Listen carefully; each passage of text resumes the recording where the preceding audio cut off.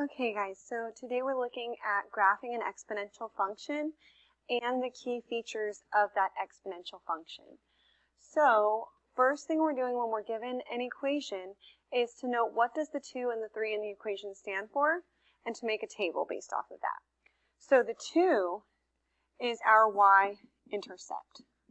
So we can add that to our table straight away. 0, 2 is a point.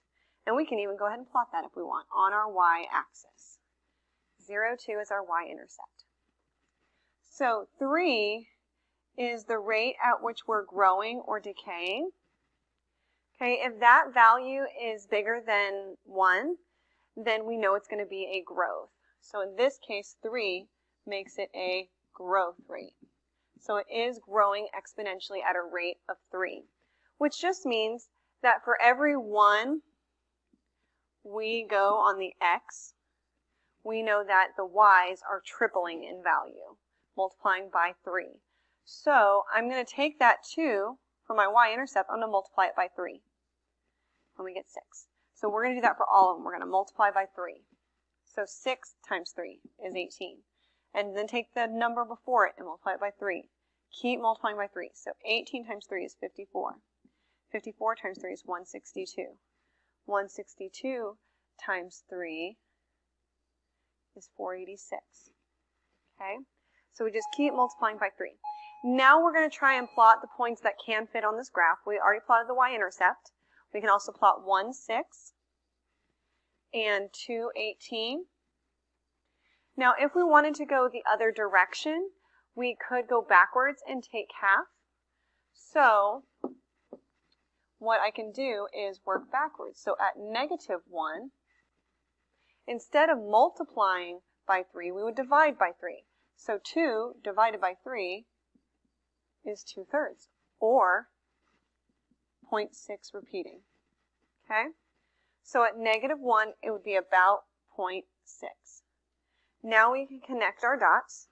Please note that when we connect them, we still need to draw the arrows on the end to show that they do go on forever. We can keep tripling, okay? And the same thing on the other side. We do put an arrow on the end to show that it does go on forever, okay? Now a few other key features. We do know the y-intercept is right here. It does not have an x-intercept. And the reason for that is a dotted line that goes across the x-axis. That is called an asymptote. The asymptote is a boundary line. It's a line that is never going to get crossed. Okay? So if you forget, asymptotes are a boundary line. Okay? So our graph here is getting closer and closer and closer to that dotted line, but it's never going to actually cross it or even touch it. Okay? So our graph will stay above the x-axis. Okay? So this, as we said earlier, is a growth. Okay? And the last two things we're going to look at is the domain and range of this graph. So domain, if we recall, our domain is our x's. I always use the acronym Dr. XY. And remember, x's go from left to right. So as you can see from our graph, it is going left forever. It's going right forever. So our domain is all real numbers. Okay? Now our range, if you look over here at our acronym, our range are the y's. That means how far up and down does our graph go. Now we know it goes up forever. You can see this arrow up here. But we do have the boundary line, the asymptote, that the graph will never cross.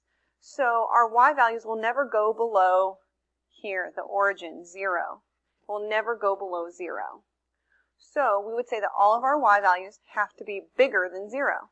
Another word for bigger is greater than 0. So right there is our domain and our range for this graph. And that's it for key features. We'll see you again next time.